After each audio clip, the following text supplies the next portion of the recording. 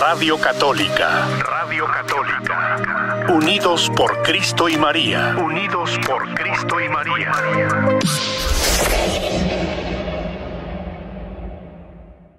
Bueno, pues bien, muchas gracias por tenerme de nuevo por acá y mil disculpas porque a veces mi horario y mi calendario y mis ocupaciones no siempre me permiten estar con ustedes en estas sesiones, pero de verdad que siempre anticipo con gran alegría pues el poderme encontrar con ustedes por este medio, ¿verdad? Para ya sea hacer la liturgia de las horas o para platicar de cualquier tema que se nos pueda presentar, pues, ¿verdad? Así es que muchas gracias a todos. En esta última semana, mis queridos hermanos, ha surgido alguna inquietud que alguno de ustedes tenga, pues, con respecto a la fe, alguna inquietud con respecto a la iglesia. ¿Qué tipo de cosas se escuchan por ahí? ¿Qué hay? ¿Qué hay que me puedan contar y que quieran que platiquemos un rato? Ya sea que llamen a la radio o que también pues pongan sus comentarios en Facebook y así pues podemos contestarles las preguntas que puedan tener este día, ¿verdad? Mientras tanto, ahí en cabina, ¿tienen ustedes alguna pregunta para que comencemos el día de hoy? Bueno, lo único que sí, a mí quiero preguntarles, ¿cómo le fue su examen? Pues sabemos que el martes pasado no pudo estar porque fue a examinarse los ojos. ¿Cómo le salía? Sí, ¿Qué tal le fue? Gracias por preguntarme. Gracias a Dios, bien. Digamos que la vista no me ha cambiado la receta, por decir así, de mis anteojos desde el año pasado, o sea que eso es buena seña. Pero al mismo tiempo, sí me recomendó la doctora usar los lentes todo el tiempo, porque yo soy selectivo en cómo los uso. Los uso para leer, los uso cuando sí, más que todo para leer, pero para el resto no. Y sí me recomendó la doctora ocuparlos todo el tiempo, porque me dice ella, es cierto que sin los anteojos usted siente que mira bien, pero eso significa que sus ojos están haciendo mucho esfuerzo para que usted pueda ver bien. Entonces, si usted usa los anteojos, sus ojos no van a hacer tanto esfuerzo y eso le va a favorecer pues a la larga. Así es que sí, gracias a Dios, por eso hoy no me los quito, ahí los tengo puestos y ya estoy buscando pues mandarme a hacer otro par para tener siempre otro a la mano cuando se me pierda. Gracias por preguntarme, sí. Qué bueno que afortunadamente su vista sigue igual, no le ha cambiado y sus lentes siguen siendo los mismos. Pues hasta ahorita no hay ninguna pregunta, nadie nos ha llamado para preguntarnos algo. Bueno, estábamos hoy en la homilía que les di en la misa del día de hoy, estábamos hablando que esta semana hemos celebrado el Día de los Santos, hemos celebrado el Día de los Muertos y hoy celebrábamos el Día de San Carlos de Borromeo, que también nos daba un ejemplo él de la santidad y de qué es lo que le llevó a la santidad a él. Pero a mí a veces me gusta platicar sobre esta cuestión de la santidad. Los santos, ¿qué tenían en común los santos? Bueno, primero les puedo decir, ninguno de ellos nació santo. Ninguno de ellos nació ya siendo santo. Ellos llegaron a la santidad por la forma como vivieron su vida. Y no todos comenzaron a vivir su vida bien desde el principio. Algunos comenzaron ya tarde en su vida. Entonces, todo eso hay que tenerlo en cuenta, mis hermanos, porque a veces creemos de que nosotros nunca podemos llegar a ser santos. Para eso se celebra el Día de los Santos, para aquellos que están reconocidos por la iglesia y aquellos que no están reconocidos por la iglesia. Hay muchísimos santos en nuestra época y han habido muchísimos santos en épocas anteriores. Entonces, ¿cómo podemos decir eso? Bueno, en los últimos 2 años yo les he estado haciendo la analogía que la iglesia es una fábrica de santos. La iglesia se parece a una fábrica, pero nosotros no fabricamos productos, fabricamos santos. Y todos nosotros, cada uno de los que nos escucha, cada uno de los bautizados cristianos, somos esos santos en fabricación. Estamos pasando por ese proceso de santificación. En el día de nuestro bautismo, ahí es donde el Señor nos llama a la santidad. Fíjese que hay unas palabras muy hermosas. Voy a buscar el libro de los bautizos para enseñarles acá esas palabras tan hermosas que se hacen. Hay un rito que se llama el éfeta. El éfeta es el rito de bendición de los oídos y de la boca. Fíjese las palabras que se dicen. El Señor Jesús, que hizo oír a los sordos y hablar a los mudos, te conceda a su tiempo escuchar su palabra y profesar la fe para alabanza y gloria de Dios Padre. Así que palabras más hermosas que el sacerdote o el diácono dice sobre la criatura que se está bautizando mientras le bendice los oídos con la señal de la cruz y los labios.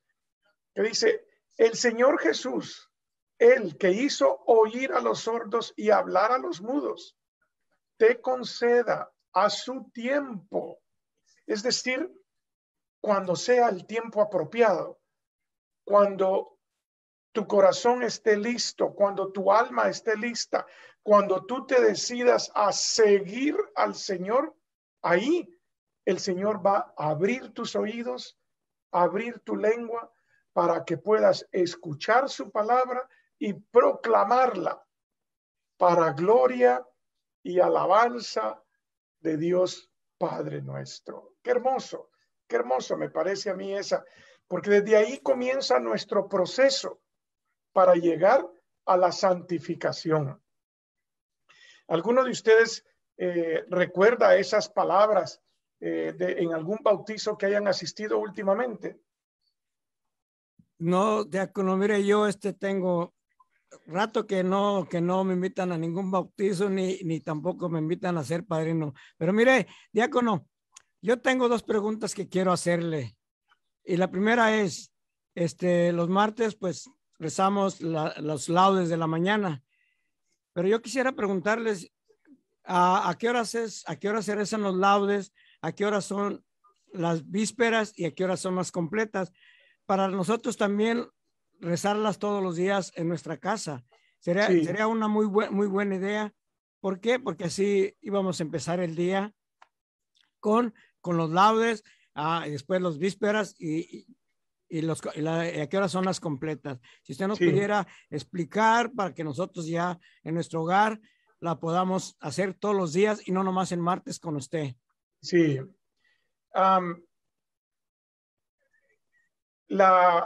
Laudes es la oración de la mañana. Bueno, mire, vamos a dar una explicación un poco más detallada.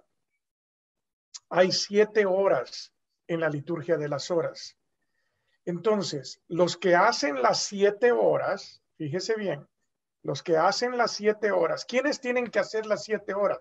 Por mandato canónico, los sacerdotes.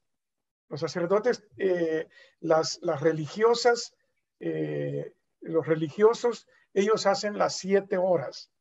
Entonces, para ellos, las laudes tienen que ser rezadas antes de las 9 de la mañana. ¿Por qué? Porque a las 9 de la mañana se reza la hora tercia, que es la liturgia de las horas tercia, que es la tercera hora del día. Se asume que la claridad del día comienza a las 6 de la mañana. Entonces, a la tercera hora son las 9 de la mañana, la sexta al mediodía y la nona, que son 9, a las 3 de la tarde. Entonces, para ellos, la laudes tiene que ser rezada antes de las 9 de la mañana. Entonces, para los que rezan todas las horas, pues las pueden rezar antes de las 9 de la mañana. Pero para aquellos que solo hacen laudes y vísperas y a veces la completa, pues la pueden hacer durante el transcurso de la mañana, que no vaya a pasar, digamos, de las 11 de la mañana o del mediodía. La pueden hacer durante la mañana, ¿verdad? Por eso es que nosotros la hemos estado haciendo a las 9 de la mañana, que nos juntamos para estar haciendo la liturgia. Entonces, para nosotros que no rezamos todas las horas, digamos, en el transcurso de la mañana, mientras más temprano, mejor, ¿verdad? Mientras más temprano, mejor para comenzar su día con esa oración. Si usted se despierta a las 3 de la mañana, 4 de la mañana y no logra dormir, póngase a hacer la liturgia de las horas. Yo a veces me despierto a las 4 o 5 de la mañana y no logro conciliar el sueño, entonces a esa hora me pongo a hacer la liturgia de las horas, de las laudes, y me vuelvo a dormir. Gracias a Dios, después de rezarlas, me da una gran paz y una gran tranquilidad y me vuelvo a dormir. Así es que los invito a hacer eso, pues en cualquier hora de la mañana. La víspera se puede rezar en cualquier hora de la tarde, después, digamos, después de las 4 de la tarde. Ya para las 5 o 6 de la tarde es buena hora de hacer las vísperas, ¿verdad? Para hacerlas ahí en ese tiempo. Y las completas antes de dormirse, aunque en realidad antes de dormirse pueden hacer la oración de la noche. Déjenme, voy a poner aquí voy a buscar aquí la liturgia de las horas para darles el nombre correcto, porque está la de la noche y las completas. Solo quiero estar seguro que no la vaya a confundir. Sí, por ejemplo, está déjenme lo pongo en español, porque en inglés a veces están un poquito diferentes. Ok, entonces, breviario, aquí en el breviario. Las completas, ok, las completas son las de la noche, ¿verdad? Porque está el oficio de lecturas, que esas se hacen cualquier día. Pero las completas, sí, esas se hacen antes de dormir. ¿Por qué? Porque fíjese cómo termina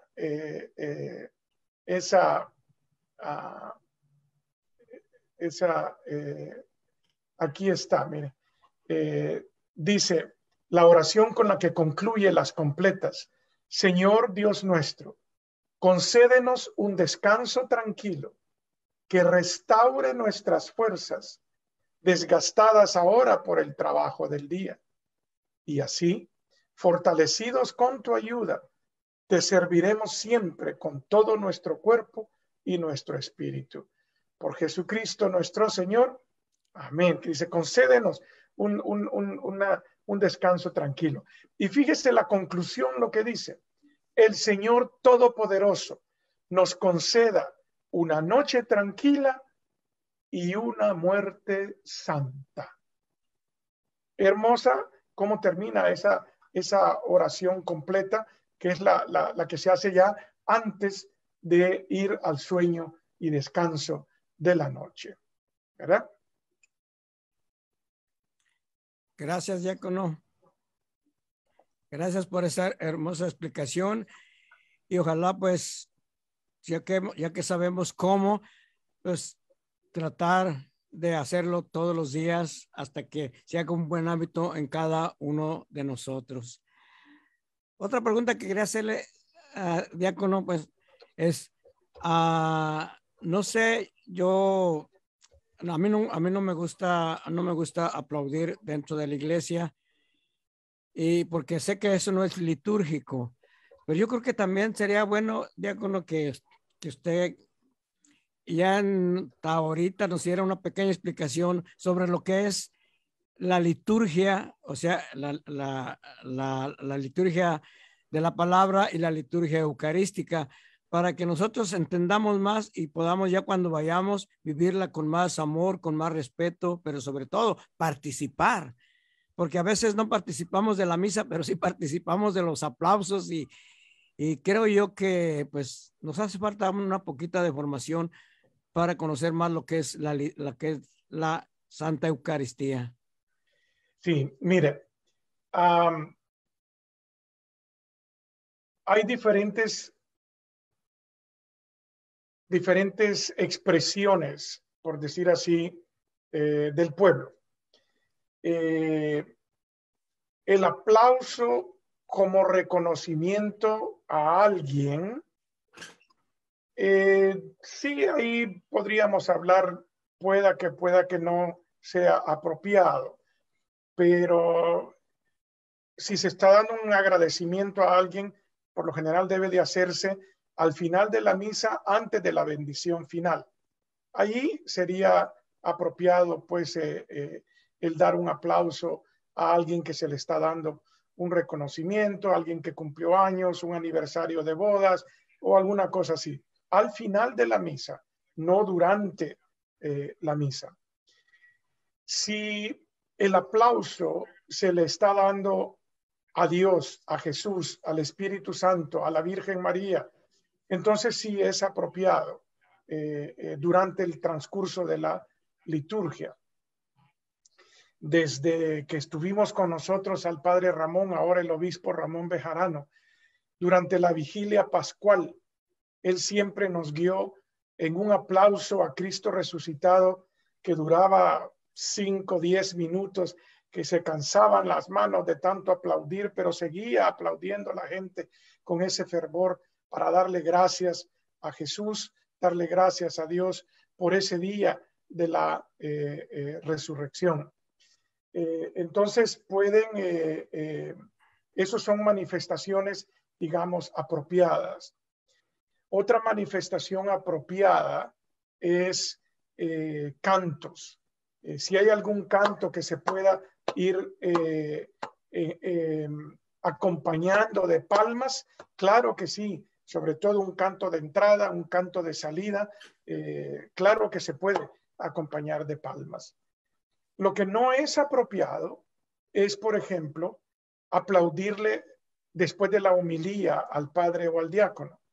Eso no es apropiado, ¿verdad? ¿Por qué? Porque la homilía no es para aplaudirla, la homilía es para asimilarla, para reflexionar, para que nos lleve a un cambio de vida, que nos lleve a buscar una mejor manera de poner en práctica las palabras de la homilía, las palabras de la liturgia de la palabra, ponerlas en práctica en nuestra vida. No es para aplaudir, digamos, en ese momento. No sé si eso le contesta un poco la pregunta con respecto al aplauso. No, sí, diácono, muchas gracias. Y es que mire, hoy en día, después de los anuncios, se sube alguien a dar otro anuncio para anunciar algún evento o algo y termina y todo el mundo le aplaude. Y digo yo, caray, eso no está bien. Y por eso yo le convertía eso a usted. También sí. nos acaba de llegar una pregunta por medio de Facebook y nos dice: buenos días, diácono. ¿Usted puede ser guía espiritual a la distancia y cómo lo puedo contactar? Gracias, bendiciones. Sí, y ya le contesté ahí mismo en Facebook. Lo único que, como yo personalmente no tengo una cuenta de Facebook, ocupo una solo porque a veces me gusta andar viendo qué hay, pero yo no soy activo, por decir así, en Facebook. Y por eso mi respuesta va como Joe King, José Reyes en inglés. Oh, ok. Entonces, y le puse ahí que me pueden contactar por email y ahí le puse cuál es mi dirección de correo electrónico para que por ese medio quien quiera comunicarse conmigo, pues me pueda contactar por ese medio, ¿verdad? Ok, gracias porque estoy mirando que aquí dice Joe King, pero dije, él está pidiendo que se contacten, pero qué bueno que me aclaró a mí y le aclaró a la persona que hizo la pregunta. Sí, no realicé que ese es el nombre que me puse en la cuenta esta de Facebook y y por eso pues aparece como Joe King, que como les repito es Joe José King Reyes. Ok, Así es gracias. que, bueno, Bueno, pues sí, perdón. ¿Nos iba a decir algo? si no veo que hay otra, dice, para una confesión de vida, confesión, ¿qué pasos se toman y cómo se le avisa al padre? No estoy seguro de la pregunta, si es confesión, confección, si es para alguien que necesita confesarse porque está en peligro de muerte, cómo se le avisa al padre. Si ustedes llaman a la parroquia, les contesta bueno, si llaman a la parroquia y les contestan a la parroquia que ustedes pertenezcan, ahí les dice pues que necesitan un sacerdote para que vaya a hacer una unción de los enfermos a un moribundo. Esa unción de los enfermos lleva el sacramento de la reconciliación también para poder hacer eso. Si es a eso lo que se refiere la pregunta. Si no le contestan, en el mensaje de voz que les contesta la máquina, por lo general todas las parroquias van a tener una opción que dice, para emergencia, presione tal número. Y ahí deja un recado para que un sacerdote pues vaya. Si la persona está en el hospital, hay que decirle ahí al hospital, al personal del hospital, que contacten al capellán, que necesitan un sacerdote católico que por favor llegue. Hay un sacerdote que está encargado de los hospitales aquí en el área y los hospitales tienen la manera de contactarlo a él, ¿verdad? Para eso pues está él ahí. Si la pregunta era con respecto a algo más, pues le pido a Enélida Ochoa que por favor nos aclare la pregunta. Si no, pues si esa era, pues ya quedó esa pregunta por ahí, ¿verdad? O puede ser, ¿cómo son los 5 primeros pasos, los 5 pasos para hacer una buena confesión? También puede ser ok. la pregunta. Ahí dice, de pecados de la vida que no recuerdas en tu infancia, de pecados que fueron cometidos y a lo mejor yo no los recuerdo. Eso también en cualquier confesión que usted vaya, ahí en la confesión usted le dice al Padre, Padre, yo sé que en mi vida, en mi juventud, en mi niñez, pude haber cometido pecados que no los recuerdo y que a lo mejor en su tiempo no los confesé. Padre, yo me arrepiento enormemente de todo lo que pude haber hecho en esa época también. Y si se recuerda, pues confesarlos, pero si no se recuerda, al menos hacerle saber al Padre que no los recuerda, ¿verdad? Que si en algún momento usted los recuerda, vuelve a venir a la reconciliación y los menciona. Pero usted le puede hacer saber al sacerdote esa situación que a lo mejor no lo recuerda. O no se recuerda si en su oportunidad los confesó o no los confesó. Eso también se lo puede decir en el momento de la reconciliación con el sacerdote. Otra pregunta, cuando nosotros vamos a darle el pésame a alguien de algún familiar muerto, muchas de las veces creo yo que cometemos el error de decirle, él ya está descansando, él ya está en el cielo y es un ángel que va a interceder por nosotros. Yo creo que a veces por querer, no sé, quedar bien con la persona, a veces cometemos una indiscreción y decimos algo que no debemos decir porque solamente quién sabe que los que van al cielo pues es la iglesia, y es cuando ya los canonizan. Pero decir que alguien que se acaba de morir se va derechito al cielo, yo creo que eso sería crearle falsas esperanzas al familiar de la persona que ya falleció. No sé usted qué nos pueda aclarar sobre eso. Sí, sí, muy buen punto. Me gusta que lo hayamos mencionado, porque cuando una persona muere, ¿qué es lo apropiado? La persona que dice, por ejemplo, ya está descansando, ya está en un mejor lugar, ya está frente al Señor. Sí, ya está descansando, cierto. Ya está en un mejor lugar, pues ojalá. ¿Está frente al Señor? Sí. Pero veamos cómo es que está frente al Señor. La carta de San Pablo a los Corintios, dice San Pablo, todos tenemos que comparecer ante el tribunal de Cristo para recibir el premio o el castigo por lo que hayamos hecho en esta vida. Todos vamos a comparecer ante el tribunal de Cristo. O sea, en ese sentido, sí, vamos a estar en el tribunal de Cristo, en el juicio nuestro, en el juicio final para nosotros, en el juicio donde se va a decidir dónde vamos a pasar nosotros. Entonces, ¿qué es lo más apropiado? Lo más apropiado, mis hermanos, es decirle, ya está descansando de esta vida. Encomendémoslo a la misericordia de Dios. Dios es misericordioso. Pidámosle que tenga misericordia de él y que lo admita en el reino de los cielos. Eso es más apropiado que asegurarles que ya están en el reino de los cielos, porque nosotros no sabemos. Nosotros no sabemos, no somos los jueces nosotros. Esa es la situación, ¿verdad? Entonces, es mejor decirle a la persona, es más caritativo decirle a la persona, mira, ya descansa de la enfermedad, si fue una enfermedad. Cuando ha sido un accidente, es bien difícil, es bien difícil. ¿Por qué? Porque ahí tal vez yo lo que a veces les digo cuando me toca hacer un funeral de una persona que falleció en un accidente es, ni siquiera me puedo imaginar por lo que estás pasando. Le pido al Señor que tenga misericordia de Juanito, de Blanquita, y le pido al Señor que envíe su Santo Espíritu a que te llene de consuelo y te dé el conforte que solo puede venir de Él. Eso es todo lo que podemos decir. No podemos decir nosotros nada acerca de el estado de gracia de la persona que falleció, ¿verdad? Sí me parece a mí que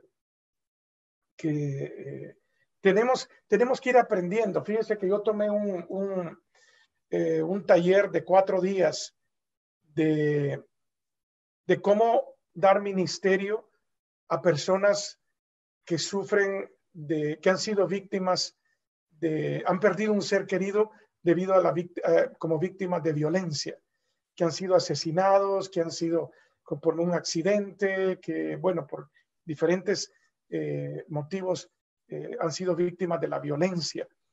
Entonces, muy interesante en ese taller que fui, un retiro, pues porque fue en una casa de retiro. Mire, ahí llegaron personas que han sufrido eso. Llegó una señora, el compartimiento que ella dio me marcó mi alma para siempre. Ella perdió 2 hijos el mismo día a causa del novio de la hija. Él mató a los 2 en la noche de graduación de la hija.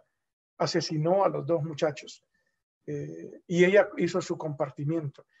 Y cuando hacen ese tipo de compartimiento, fíjese, no solamente es la familia de la víctima, es el bombero, el de la ambulancia, el policía que llegó, el reportero que está reportando, el personal del hospital que recibieron a esta persona, la familia de la persona.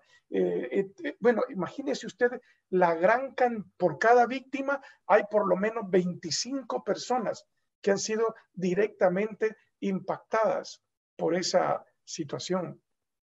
Entonces, hay que tener eso en cuenta. Otra persona que llegó a ese retiro fue, fíjese, lo voy a decir con esta palabra fea, pero fue el asesino de otra persona. Él cumplió 25 años de cárcel. 25 años de cárcel. Y durante su tiempo de cárcel tuvo una conversión a Cristo. Y él daba su testimonio de cómo era él antes y de cómo sus acciones impactaron a la familia y a todos los demás. Y él dio su punto de vista también de cómo esas acciones que él hacía lo fueron llevando a él a un mundo de decadencia del cual solamente Jesucristo lo pudo sacar de ahí. Fue un taller muy impresionante y muy impactante, como les digo, para mí, que me enseñó mucho precisamente acerca de cómo manejar esas situaciones de la muerte súbita, que no hubo tiempo de despedirse, ¿verdad? Es bastante difícil, pero en todos ellos se puede aplicar eso de la misericordia del Señor, la misericordia del Señor. Nos hace aquí un comentario Pedro, dice: buenos días, disculpen, pero cuando uno busca un sacerdote, nunca encuentras uno, a veces ni en hora de oficina. Sí, tienen razón. A veces se hace muy difícil, a veces los teléfonos no dan información clara en las parroquias, y sí, y quiero decirles, la diócesis se organiza en decanatos. Nosotros pertenecemos al decanato número 7. En nuestro decanato está la iglesia de San Estanislaos, la iglesia de San José, la iglesia de Nuestra Señora de Fátima, la iglesia de San Antonio en Houston y la iglesia de San Judas en Ciris. Son las 5 parroquias de nuestro decanato. En las reuniones de nuestro decanato hemos estado hablando de esa situación que se nos da. No todas las parroquias tienen la misma información en sus servicios telefónicos acerca de cómo encontrar un sacerdote en caso de emergencia. Entonces estamos trabajando. Fíjese que una cosa que estamos pensando es, entre todas estas 5 parroquias, pagar un servicio de respuesta, un servicio telefónico, que todas las parroquias vamos a tener un solo número telefónico al que todos los feligreses van a poder llamar, sin importar de qué parroquia sea, van a llamar a un teléfono. Y en ese teléfono, este servicio les va a ir haciendo las preguntas necesarias para determinar a quién llamar y a quién mandar. De esa manera las personas, porque ahorita lo que ocurre, como dice nuestro amigo Pedro, dice, pues la gente tiene que hablar a varias parroquias. ¿Por qué? Porque hay parroquias que no le contestan y tienen una urgencia. Entonces, por eso estamos buscando la mejor manera para poder servirle a nuestros feligreses de la mejor manera posible. Gracias por su comentario, Pedro. Y sí, yo le pido mis disculpas, pero sigamos intentándolo. Ahora, si no es un caso de emergencia, cada parroquia tiene horarios de confesión. Aquí en San Estanislaos, nuestras confesiones son los miércoles de 6 a 7 y allá en la iglesia, bueno, los dos son en la iglesia, en la calle, en el bulevar de la Mace, en la iglesia grande, miércoles de 6 a 7 y los sábados de 8 a 10 de la mañana. Son las confesiones de aquí en nuestra parroquia. También pueden hablar a la oficina y hacer una cita para confesión personal aquí en la oficina parroquial, y nuestros sacerdotes, de acuerdo a su tiempo libre, tienen para hacer eso sacerdote. ¿Ok? A ver, Lucero tiene otra pregunta por acá. Lucero dice: mi pregunta es por qué cuando termina la misa las personas salen antes de que salga el sacerdote y no se esperan. Yo siempre espero que salgan. ¿Está bien lo que hago? Buenos días, dice. Buenos días, Lucero. Buenos días. Gracias por su pregunta. Mira, en teoría, la misa termina cuando el sacerdote dice: la misa ha terminado, vayan en paz. Ya sea el sacerdote o las palabras del diácono. Ahí termina la misa. Ahí técnicamente, ahí terminó la misa. Hay sacerdotes que salen a la puerta principal o a una de las puertas a despedir al pueblo. Hay sacerdotes que, sobre todo en la misa diaria, se van directo del altar a la sacristía y no salen a la parte de atrás. Las misas dominicales, nosotros en San Estanislaos tenemos la costumbre de salir a despedir al pueblo a la entrada de la iglesia. En este caso, para nuestra parroquia, sí, por cuestión de respeto, deberíamos de esperar a que salga el sacerdote. Sobre todo porque cuando la procesión de salida va, a veces ya la gente ya está aglomerada a la salida y cuesta la procesión llegar a su puesto. Pero técnicamente hablando, la persona que se va después de que dicen la misa ha terminado, no está haciendo nada malo. Entonces va a depender. Por ejemplo, cuando voy a El Salvador y allá voy a ayudar en la misa, allá los sacerdotes no salen a despedir al pueblo en la parte de la puerta de entrada. Entonces, yo cuando voy allá me siento bien raro porque a mí sí me gusta salir, sobre todo en la misa dominical. Y entonces yo le pido permiso al sacerdote: padre, si me da permiso, yo quiero despedir a la gente en la puerta de entrada a la hora que ellos van saliendo. Entonces, el padre, que ya me conoce cuando voy, siempre les dice: el diácono lo va a estar despidiendo allá, porque ellos no tienen la costumbre de salir, ¿verdad? Entonces, depende de la iglesia, depende del sacerdote, pero muy buena su pregunta. Por eso hay que estar pendiente de saber si el sacerdote va a salir o no. Pero de nuevo, técnicamente hablando, la misa termina cuando el sacerdote dice la misa ha terminado.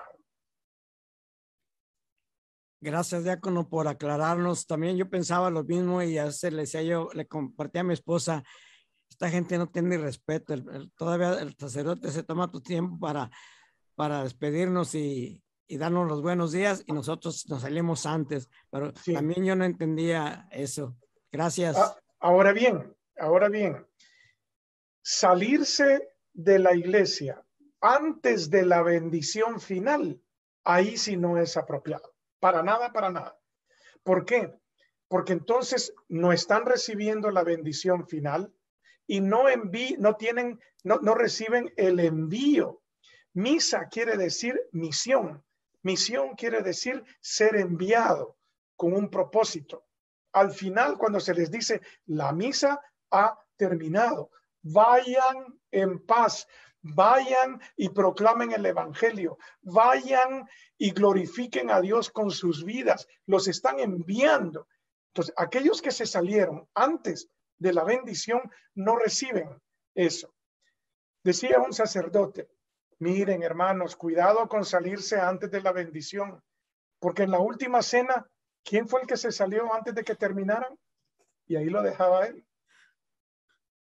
¿Quién fue?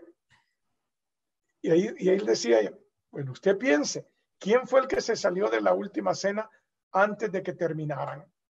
Entonces, mis hermanos decían: no hagamos lo mismo. Recibamos la bendición, recibamos el envío, ¿verdad? Así es que, a menos que sea por emergencia, mis hermanos, hay emergencias. Yo no quiero decir que todos los casos son iguales, ¿verdad? Ahorita me hice acordar del padre Jairo, porque eso les decía cuando estaba en la parroquia del Sagrado Corazón de Turlo. Decía: Judas se salió primero, así a ver quién se sale. Pues todos se quedaban hasta que él estaba allá enfrente ya esperándolos, no sé, el salidero de gente. Sí. Pero sí es cierto. Pues ya ¿qué nos puede seguir contando? ¿De qué puede seguirnos platicando hoy en este jueves eucarístico, día de vocaciones sacerdotales? Pues la próxima semana, por cierto, va a ser la semana de las vocaciones. Se suponía iba a ser esta primera semana de noviembre, pero los obispos de Estados Unidos la trasladaron para la próxima semana. Entonces, toda la semana, pues vamos a estar. La próxima semana mi compartimiento va a ser, les voy a compartir el próximo jueves mi llamado al diaconado, compartirles mi llamado a la vocación. Y espero pues de que cada uno de nosotros piense a qué vocación me ha llamado el Señor. Porque una cosa es la vocación a la vida religiosa, pero hay la vocación al matrimonio, hay la vocación al celibato, hay la vocación a ser maestro, hay la vocación a ser padre, a ser madre, hay la vocación a ser hijo. En fin, a lo largo de nuestra vida tenemos diferentes vocaciones, pero las vocaciones religiosas es la que vamos a estar celebrando la próxima semana. Fíjense, qué hermosura. Hace 2 años que el obispo me preguntó si yo tomaba este puesto aquí en San Estanislaos, no teníamos nadie en el seminario de parte de nuestra diócesis. No teníamos a nadie, mis hermanos. Entonces la crisis de vocaciones hace 2 años era grandísima. Hoy, bendito sea Dios, tenemos 7 seminaristas. Por eso, en nuestras oraciones de los domingos, en las misas de los domingos, siempre los incluimos a los 7 y los vamos rotando en cada misa, vamos pidiendo por cada uno de ellos en particular, para que el Señor los fortalezca en este camino de vocación y discernimiento que ellos están pasando. ¿Para qué? Para que podamos tener más sacerdotes, A nuestros hijos desde pequeños hay que irlos inculcando en la vocación. Pero es que a veces somos nosotros los que más nos interponemos en su vocación. Y de esto les voy a compartir un poco, porque yo fui uno de ellos. Les voy a compartir un poco el próximo jueves, ¿verdad? Así es que eso les puedo decir por ahora, mis hermanos. Y sí es cierto lo que usted nos está comentando, diácono, porque mire, yo oigo en las parroquias pidiendo, y Señor, danos sacerdotes y sacerdotes santos. Pero si nosotros como padres de familia no promovemos las vocaciones en nuestro hogar, ¿de dónde van a surgir esos sacerdotes? En el hogar es donde surgen las verdaderas vocaciones al sacerdocio, a una vida recta, a ser un buen servidor en la comunidad. Pero si nosotros no promovemos las vocaciones al sacerdocio, ¿cómo vamos a tener sacerdotes? Y nosotros somos, en ese aspecto, y me cuento yo, somos egoístas. ¿Por qué? Porque queremos que otros sacrifiquen a sus hijos, viéndolo de esa manera, ¿verdad? Porque a veces es que no, yo quiero que mis hijos me den nietos. Oye, pero nomás estás pensando en ti, no estás pensando en los demás. Y gracias a los sacerdotes nosotros tenemos los sacramentos, podemos ir a confesarnos, ir a recibir el cuerpo y la sangre de Cristo, ir al sacramento del matrimonio, del bautismo, de la confirmación. Pero si nosotros egoístamente no promovemos las vocaciones sacerdotales en nuestro hogar o a la vida religiosa, pues estamos siendo egoístas y estamos queriendo que otros hagan lo que nosotros también debemos hacer. Y no nomás con nuestros hijos, los que ya tenemos nietos, también hablarles de las vocaciones. Y ya que si nuestros hijos no les hablan, porque nosotros nunca les hablamos, cuando menos nosotros procurar hablarles de las vocaciones. No sé cómo ve usted ese, y usted lo acaba de decir, tenemos una escasez de sacerdotes en nuestra diócesis. Y con la pregunta que le hacían hace rato, hablo y es difícil hablar con un sacerdote. ¿Por qué? Porque no tenemos suficientes sacerdotes en nuestra diócesis de Stockton. Sí, fíjense, bueno, también quisiera darle las gracias a nuestro amigo Pedro, que dice que gracias pues porque dije la verdad que hay un problema. Mis hermanos, a los problemas hay que ponerles nombre. No hay que esconderse de los problemas. A los problemas hay que ponerle nombre. Y una vez uno reconoce cuando hay un problema, es la única manera que nosotros vamos a poder buscar una solución. De lo contrario, hacemos como el avestruz. El avestruz esconde la cabeza abajo de la tierra. ¿Para qué? Para no ver el problema que está alrededor. Existe el problema, si lo reconocemos y le ponemos nombre, ahí podemos nosotros empezar a hacer algo para solucionarlo. Y como les dije, mis hermanos, el decanato de nuestra diócesis, nuestro decano es el padre Sam West de la parroquia de San José, aquí en Modesto. Y cada 2 meses más o menos nos reunimos todos, los párrocos y sacerdotes, y en mi caso como coordinador de vida parroquial de San Estanislao, voy en representación de San Estanislao, y nos reunimos. Y este es un tema al cual yo les he estado insistiendo. Y fíjense lo que son las cosas. Al principio también tuve lo que mi amigo Pedro dice. No, si estamos bien, cada iglesia lo está manejando. Y yo insistía, pero yo recibo llamadas a cada rato que ya tienen 2 horas, 3 horas, 4 horas de estar esperando que alguien les devuelva la llamada y no les llaman. Yo como diácono puedo ir, puedo hacer oración, puedo hacer una bendición, pero yo no puedo dar la unción de los enfermos. Yo no puedo dar ese sacramento. Entonces ahí sí se necesita un sacerdote. Por eso les digo yo que sí tenemos un problema. Y por eso estamos, como les digo, estamos trabajando. Todavía no tenemos una solución, pero estamos buscando una solución a esa situación, ¿verdad? Bueno, mis queridos hermanos, yo creo que ya con esto me despido de ustedes. La próxima semana, de nuevo, es la semana de las vocaciones. Vamos a tratar de hablar de las vocaciones. La semana pasada les dije sobre la posibilidad de hacer una liturgia de las horas en la parroquia. Todavía estoy trabajando en eso porque se han presentado algunos obstáculos logísticos, nada que no podamos resolver, pero tengo que resolverlos antes de poder decir si lo vamos a hacer o no. Sobre todo porque quiero hacerlo de una manera consistente. No quiero que hoy sí, mañana no.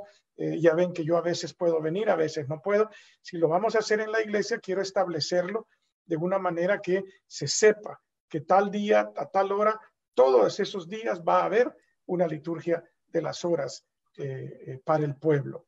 Por eso es que quiero estar seguro pues de poder hacer eso, ¿verdad, mis hermanos? Muchísimas gracias, Dios me los bendiga, que nuestra Santísima Virgen María los acompañe y que en este día que celebramos a San Carlos de Borromeo, él también interceda por cada uno de nosotros. Y fíjense que él fue cardenal diácono. A él lo nombraron cardenal diácono antes de ser sacerdote. Lo nombraron cardenal diácono para que asistiera en el concilio de Trent, allá por los años 1540 y tantos. Él tuvo una gran influencia en ese concilio que reformó la iglesia. Y sabían ustedes que esa iglesia de la época del concilio de Trent estaba reaccionando a la reforma protestante. Estaba la iglesia en ese proceso de la reforma protestante de Martín Lutero, y entonces la iglesia tenía que reaccionar. Y para reaccionar vino el concilio de Trent, y San Carlos de Borromeo tuvo un papel muy importante. Sin ser sacerdote, lo nombraron cardenal diácono. Ser cardenal es un título, no una orden.